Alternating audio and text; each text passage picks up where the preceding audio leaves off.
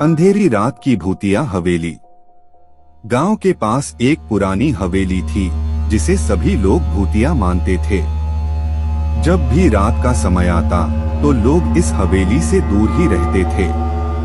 उस हवेली के अंदर कुछ ऐसी आवाजें आती थीं जो सभी को डरा देती थीं।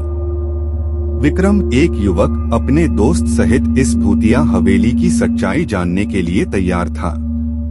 रात के समय वे हवेली के पास पहुंचे और उसमें प्रवेश किया। हवेली के अंदर की स्थिति बहुत ही भयानक थी। वे एक कमरे में पहुंचे जहां एक पुराना ताला और एक अजीब सी आवाज आ रही थी। ताला खोलने के बाद वे एक पुराना पारा पाया जिसमें लिखा था, यहाँ से भूत भागा है।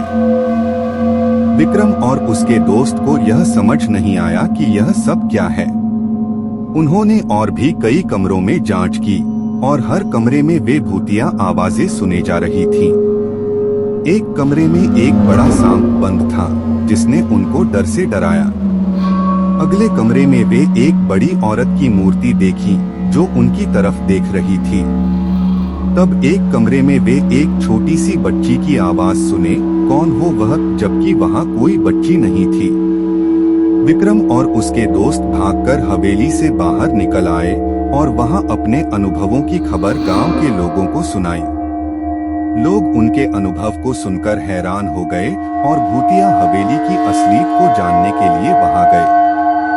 लेकिन जब वे हवेली में पहुंचे तो वह बिल्कुल खाली थी। उसमें कोई सांप, कोई औरत की मूर्ति और न ही कोई बच्ची थी। वह बस एक पुराना और खाली हवेली था।